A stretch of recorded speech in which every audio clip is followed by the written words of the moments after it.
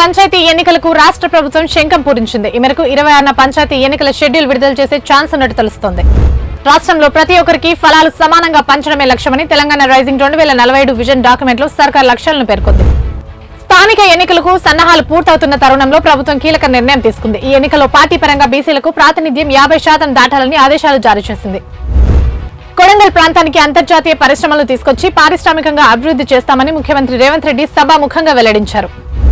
కోకాపేటలో భూముల ధరలు మళ్లీ కోట్లు పలుకుతున్నాయి. ఈసారి ఎకరానికి ఏకంగా 137 కోట్లు పలుకుతోంది. 53వ సీజేఐగా జస్టిస్ సూర్యకాంత్ ప్రమాణ స్వీకారం చేశారు. బాధితులు చేపట్టిన తొలి రోజే 17 కేసులను ఆయన విచారించారు. కాల్పులు విరమించండి, ఆయుధాలను వదిలేస్తామంటూ 3 రాష్ట్రాల సీఎంలకు మావోయిస్టులు లేఖలు రాశారు. ఫిబ్రవరి 15 వరకు గడువు కావాలని లేఖలో పేర్కొన్నారు. అయోధ్యలో ధ్వజారోహణ కార్యక్రమం అంగరంగ వైభవంగా జరిగింది. రామ మందిర నిర్మాణ పనుల్లో భాగంగా ఆలయ శిఖరంపై కాషాయ ధ్వజాన్ని ప్రధాని మోదీ ఆవిష్కరించారు. ప్రజా రవాణా వ్యవస్థలో ఓ సరికొత్త ప్రయోగానికి ఎన్సీఆర్టీసీ శ్రీకారం చుట్టింది. బర్త్డే ప్రీ వెడ్డింగ్ షూట్ల కోసం కోచ్ల బుకింగ్ కి అనుమతిచ్చింది.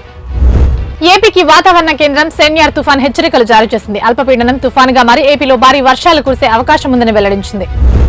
పార్లమెంట్ శీతాకాల సమావేశాలకు సర్వం సిద్దమైంది. డిసెంబర్ 1 నుంచి పార్లమెంట్ శీతాకాల సమావేశాలు ప్రారంభం కానున్నాయి. మరోసారి ఆఫ్ఘన్ పాక్ సరిహద్దులు బగ్గుమన్నాయి. డ్రోన్ దాడుల్లో నివాస గృహాలు ధ్వంసం కాగా అందులో 10 మంది మరణించినట్లు తాలిబాన్ ప్రభుత్వం ధృవీకరించింది. H1B వీసాలపై ట్రంప్ వైఖరిని వైట్ హౌస్ సమర్థించింది. మొదట విదేశీ నిపుణులకు అవకాశం, తర్వాతే అమెరికన్లకు ప్రాధాన్యమంటూ పేర్కొంది.